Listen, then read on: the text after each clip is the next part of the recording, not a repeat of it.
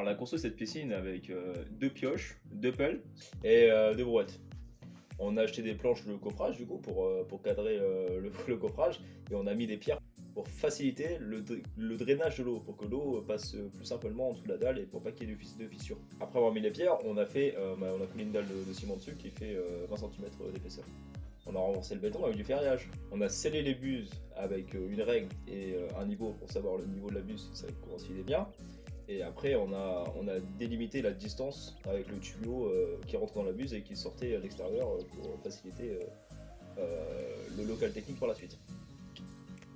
On a fait un trou à côté de la piscine pour sauvegarder le tuyau. Si jamais il y a un truc qui pète ou une fuite, on a emmené le ciment par le fournisseur le plus proche du coin et on l'a transporté à main nue jusqu'à l'endroit qui était désiré et après on l'a coulé avec des seaux, quoi. Cette rampe a été fabriquée pour faciliter la descente du ciment et pour bien tasser le ciment en fond grâce à la chute libre du ciment, quoi. La dalle a été faite sur plusieurs étapes en plusieurs jours parce que ça coulait très lentement et en fait en une journée on arrivait à faire une partie de peut-être 1 mètre, pas plus, et comme la piscine, comme la dalle représente 7 mètres de long, on l'a fait en 4-5 jours. Malheureusement il y a eu la pluie et puis la pluie a fait dégringoler la terre sur les côtés et du coup on a dû placer des morceaux de bois avec des barres en fer qui tenaient pour ralentir la descente de la terre et du coup voilà, ça s'est un peu dégringolé, quoi. Donc c'était la galère. On a dû tout nettoyer, on a dû sortir les bâches qui étaient coincées sous les morceaux de pierre. Donc c'était un gros travail, ça nous a pris quasiment 2 ou 3 jours pour tout enlever. Mais ouais, du coup après on est reparti de plus belle. Pour vider la piscine de toute son eau, on a utilisé une petite pompe pas très chère, 90-100 € chez le fournisseur du coin, et qui nous a permis de vider l'eau et après de raccorder, non pas dans le jardin, mais tout à l'égout, quoi. La première rangée de Chiron, on s'est débrouillé on a tiré une corde entre. Il faut préciser aussi on avait fait des sorties ferraillage de la dalle et du coup ça nous a permis d'avoir des guides pour tirer la corde et pour tracer les Chirons. Du coup les Chirons, les blocs à brancher, on les a mis de façon.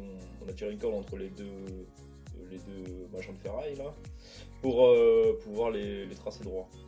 On a dû faire un ciment assez sec pour pouvoir les placer de même niveau et on avait fabriqué une cale qui permettait de régler la hauteur du Chiron. On mettait le niveau des Chirons qui nous serviront de guide par rapport au futur pour mettre de niveau tout le reste. Après on a eu une petite difficulté au niveau de la chape parce qu'on n'a pas pu faire directement tout le niveau à cause des pluies, tout ça. Du coup on a dû faire un rattrapage par la suite.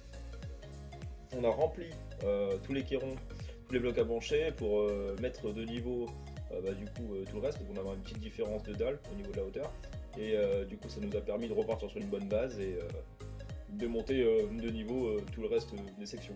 Vous voyez du coup les ferrailles qu'on a utilisées pour faciliter les ranges de Chiron. Vous voyez aussi qu'on est parti sur une piscine à débordement. Du coup on a mis un mur qui traverse la piscine avec une petite zone limitée qui représentait moins d'1 mètre, qui nous permettait de pouvoir créer un autre bassin qui nous permettra par la suite de faire vider l'eau du grand bassin dans ce petit bassin. Ça fait une sorte de cycle et du coup ça nous permettra de ne pas traiter l'eau et d'avoir un aspect visuel un peu plus joli qu'une piscine traditionnelle.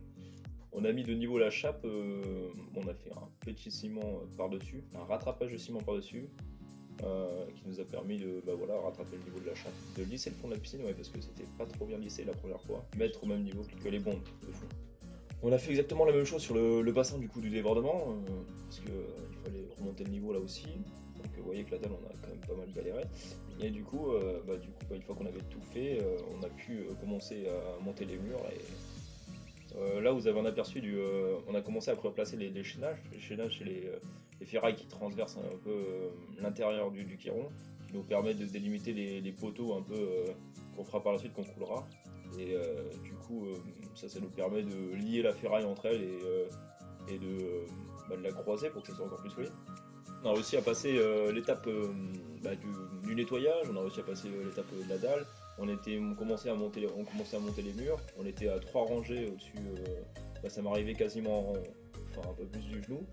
Et du coup, par rapport à là, il nous restait, là, il faut préciser aussi que les blocs à brancher, on les monte à sec au début, donc là c'était à sec, et après qu'on coulait par la suite. C'est plus pratique avec ces blocs, c'est pour ça que ça permet de monter rapidement quand on a du temps, mais sinon ça monte assez vite quoi.